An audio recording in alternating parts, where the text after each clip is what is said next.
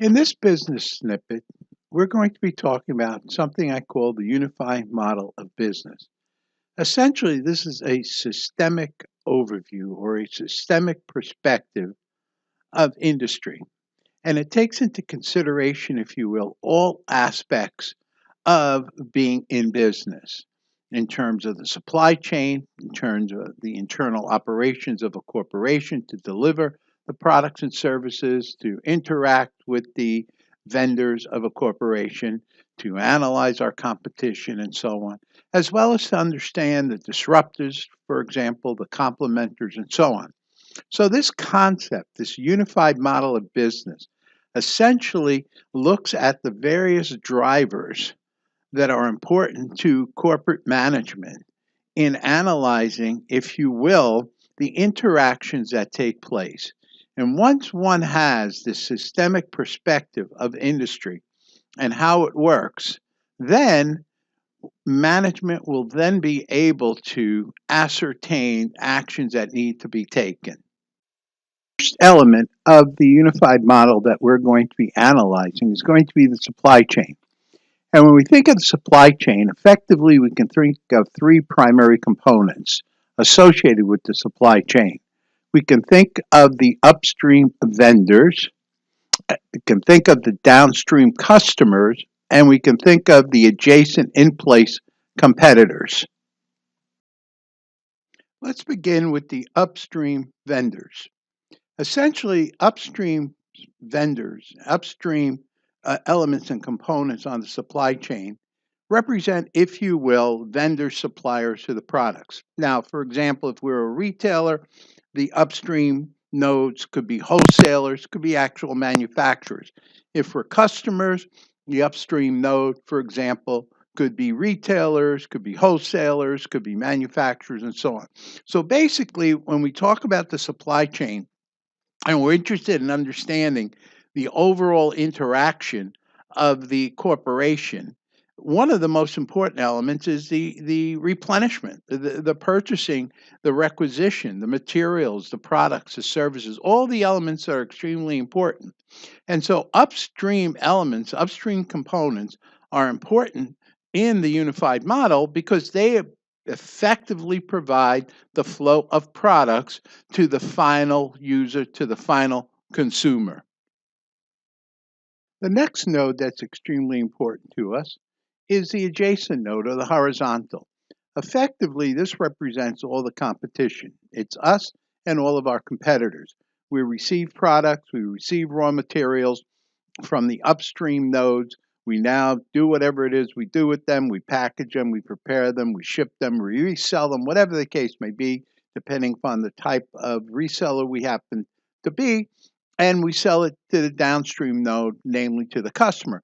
So at this point in the supply chain, at this level in the supply chain, what is extremely important to us is to understand who our competition is, to understand what are the benefits, what are the features, what are the capabilities that they are providing the same customer base as we are, and are we doing it better than they are? So we can perform various types of gap analysis, for example. We can perform a series of competitive analysis, but the objective at this node, the objective at this point in the supply chain is to analyze who else is attempting to reach that same customer base. It's also important to remember who else is attempting to purchase products because the suppliers upstream have essentially may have a limited number of products. Are they going to sell to us? Are they going to sell to our competitors? Are they going to sell equally? Is there going to be some kind of skewed sales program on the part of the upstream vendors? These are all very important elements for us to understand. So this is one of the analyses that we undertake in the unified model. Is not only do we attempt to understand the interactions with the upstream nodes, we also need to, most importantly, understand the interactions that are taking place in the adjacent mode or horizontal mode, namely our competitors. The third and final node is often considered the most important. Why? Simply because it deals with the customer. And this is where the greatest amount of analysis takes place. This is where we analyze the value proposition, We ascertain the needs the customer is looking to satisfy. We compare how our product features satisfies those needs. We look at the various pricing structures, the price points the customer is interested in. We look at the size of the market share. We look at the trends in that particular market share. We look at how our competitors are satisfying those markets and so on. So there's a lot of analysis that takes place. Yet to state that this is the most important component of the supply chain is really to minimize the importance of the other two nodes that we've just talked about. Obviously, the vendors and suppliers upstream are extremely important because without them, we wouldn't be able to deliver a product. Remember, that is the initiation of the product flow, so to speak. Understanding who our competitors are, what our competitors are delivering, how they're satisfying the market, possibly greater than we're able to satisfy the market, is extremely important as well.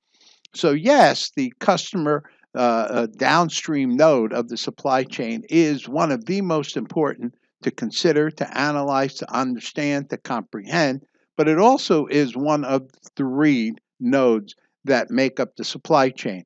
And the unified model looks at this from a unified perspective. That is, we cannot talk about the value proposition without trying to understand the elements and components that are incorporated into that value proposition, which theoretically start up at the supply chain node upstream from suppliers and vendors. We can also consider how do we satisfy the value proposition better than our competition, which means we now look at the adjacent node on the supply chain analysis. So the idea behind it is an extremely important element, this downstream node, because it represents the customer.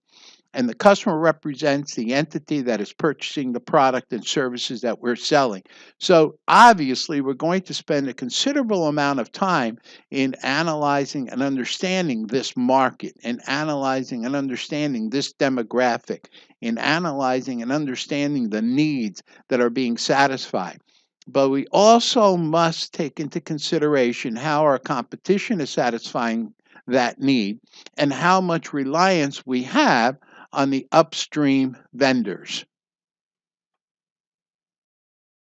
However, the unified model also includes elements, drivers that are outside the supply chain. For example, disruptors, entrepreneurial based products that essentially we have no experience with, are not considered competitors of ours, but at some point in time may have a product that supersedes ours. So it's really important for us to understand this segment zero, if you will, to understand this environment, these companies that are not necessarily competitors of ours at this point in time.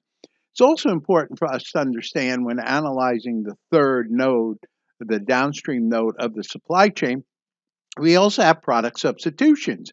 Products that can substitute for our product under certain conditions, under certain types of events that may take place. And as a result of that, we may not be considering them, we may not be analyzing them, but at some point in time, we may realize they become competitors of our product. So it's important for us to be able to, using the unified model, understand not only the adjacent node, that is all the competitors and how the competitors interact for the same targeted population, but also to begin the analysis that looks at the disruptors and how they possibly can take away customers, to look at substitutes to see how they can possibly take away customers from us. So as part of our analysis of the downstream, not only are we analyzing essentially the supply chain, the nodes on the supply chain, but we also look outside the supply chain at what I like to call the unknown drivers, disruptors, and substitutions. Lastly, the unified model wants to expand and go into more details in the corporation itself, essentially the internal operations of the corporation. Who are we as a company? What are our primary activities that are delivering the products and services that the customer is so interested in? How have we developed the relationships to interact in terms of the replenishment modeling with our upstream suppliers? So the last and most important component from the unified model is how is the company delivering to the customer what the customer is interested in. And this implies that we are analyzing our business processes, that we understand the activities on the primary chain of the business processes that are delivering the product features that the customer is most interested in. We understand how to deliver these products at a lower cost. We understand essentially the internal operations of a corporation. So, what we're essentially doing, and what the unified model is asking us to look at, is a systemic perspective of the corporation.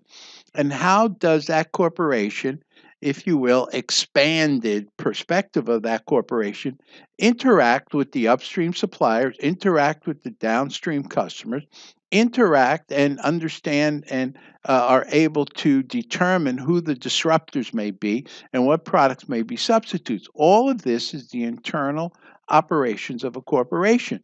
And as we have discussed, we realize and understand that there are two primary sets of activities: the supporting activities, which are horizontal in nature, such as payroll, for example, HR, and then the vertical industry set of activities, which are specifically associated with the delivery of the products and services.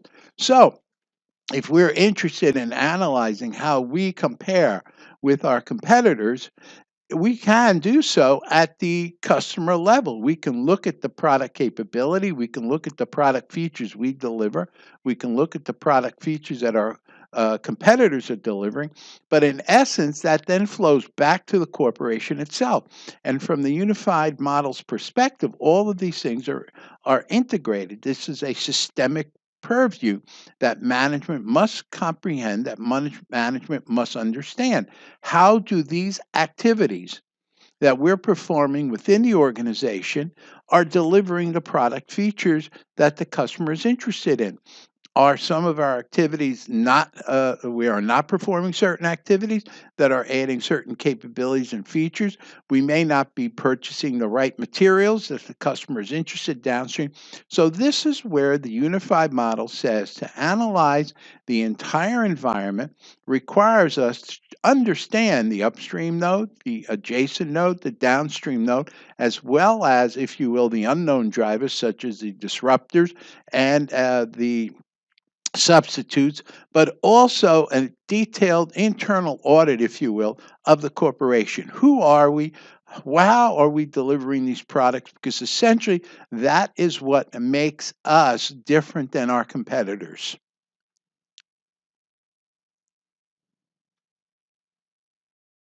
Thus, the unified model is a subset of the TP philosophy. The concept being very simple. We think. What is it that we're thinking? We need to think of all the interactions that are taking place. We need to understand the relationships between the suppliers, the company, the customers, with the internal operations of the corporation, and how this interacts with the suppliers and customers and those that we may not be considered as even part of our industry. The planning. The planning is how do we interact? What kind of replenishment modeling systems do we have? What type of extranets do we employ to interact with our customers and with our suppliers, and so forth? The implementation, that is the crafting, the delivery, the integration of the business processes, and eventually the work, the execution, if you will, the philosophy.